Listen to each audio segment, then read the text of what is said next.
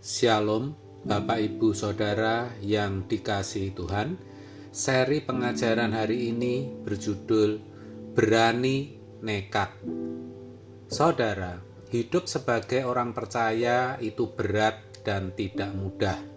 Kita selalu diperhadapkan kepada pilihan hidup. Mulai hidup wajar seperti anak-anak dunia, di mana kita bisa menuruti segala keinginan, hasrat, dan ambisi yang ada di hati kita. Kita bisa puaskan hawa nafsu kita bisa kejar harta, kekayaan, karir, kedudukan, supaya kita bisa menikmati dunia dan kenikmatannya. Kita bisa puas-puaskan hidup ini. Tapi mungkin dalam hati kita juga sadar dan mengerti betapa sesungguhnya kita telah jauh dari standar orang yang berjalan dengan Tuhan. Sebab hidup kita tidak lagi dalam kehendak dan rencananya. Sepertinya dunia telah membelenggu kita dan kita tidak berdaya. Dan yang jadi masalah, kalau kita ikuti terus jalan ini, kita ke depan mau jadi apa? Kita mau jadi manusia macam apa? Di sisi lain, kita mengerti kebenaran, yaitu saat Nuh membuat bahtera, ia seperti orang yang mengalami kejiwaan yang tidak wajar. Lot juga sama. Bagaimana ia bisa mempercayai dua tamu yang baru datang? Belum lagi Daniel yang tetap berdoa walau ada larangan berdoa. Padahal yang dihadapinya adalah seorang raja yang kuat. Sadrah, Mesah, Abednego pun menolak menyembah patung yang didirikan di lembah Dura oleh Nebukadnezar. Mereka tetap nekat hanya menyembah Allah Israel. Abraham meninggalkan kampung halaman dan keluarganya demi negeri yang akan ditunjukkan oleh Allah. Paulus juga memiliki kehidupan yang tidak wajar di mata orang pada zamannya. Itulah potret orang-orang yang bergaul dengan Tuhan dan berjalan di dalam rencana Tuhan.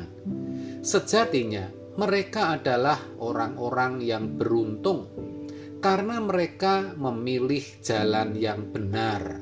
Pilihan mereka tepat. Sebenarnya, kita mau meneladani hidup mereka yang sepertinya tidak wajar itu. Tapi jujur ada sedikit ketakutan. Kita takut kalau entar dijuluki aneh dan dijauhi keluarga ataupun teman. Jadi memang di tengah-tengah dunia yang sangat fasik ini, hidup di dalam kehendak dan rencana Allah menjadi sesuatu yang tidak mudah. Belum lagi masih adanya kekeruhan di dalam jiwa kita, masih adanya nafsu di daging kita akibat rekaman dari masa lalu dan hidup kedagingan kita. Sedangkan Allah menghendaki kita kudus, tak bercacat celah, dan meninggalkan dunia. Pertanyaannya, seberapa keberanian kita? Apakah kita sungguh-sungguh berani? Apakah kita berani nekat? Faktanya sedikit sekali yang memiliki keberanian untuk itu, saudara. Maka kita harus betul-betul berani nekat dalam mengkondisi hidup kita sendiri.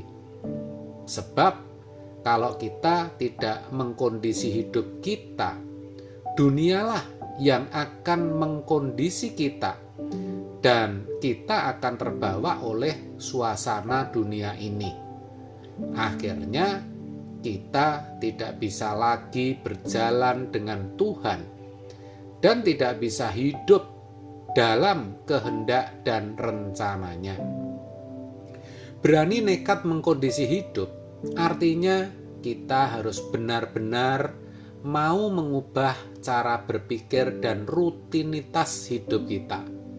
Rutinitas yang tidak membuat kita bisa berubah harus kita tinggalkan, supaya kita terpacu untuk berjalan dengan Allah, terpacu hidup dalam kehendak dan rencananya.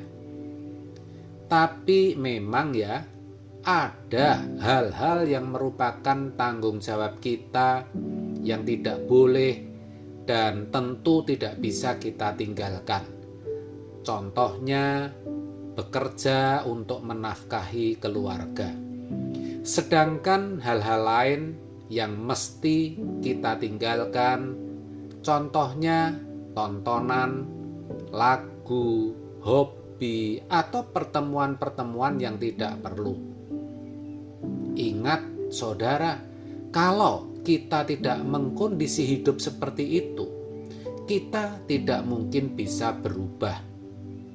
Yang jelas, kalau kita berani nekat, Roh Kudus pasti akan menolong kita. Itulah sebabnya kita mesti punya waktu duduk diam di kaki Tuhan. Di situ Roh Kudus akan pasti berbicara dan memimpin saudara. Sampai begitu jelas perbedaan kita kalau dibandingkan anak-anak dunia. Dan harus makin jelas perbedaannya. Jangan pusing dengan apa kata orang. Kalau dipandang sebagai orang aneh dalam tanda petik karena kita tidak hidup dalam kewajaran orang lain, justru berbanggalah. Iya, harus bangga, sebab hal itu akan dipandang oleh setan sebagai membahayakan. Maka jangan heran kalau orang yang berniat untuk mengkondisi dirinya menjadi anak-anak Allah yang baik, yang mau berjalan dengan Tuhan di dalam kehendak dan rencananya, mendapat banyak serangan. Jadi kita harus segera mulai dan jangan menunda. Sebab yang namanya perubahan itu tidak terjadi secara mendadak atau radikal. Berubah memang tidak mudah, tapi kalau kita berani nekat mengkondisi hidup ini, kita akan bisa mengendalikan diri. Karena kitalah yang sejatinya menguasai diri kita. Walaupun kita pasti akui yang namanya gangguan oleh orang-orang di sekitar kita yang seringkali masih membangkitkan kebencian, dendam, kemarahan itu tetap masih ada.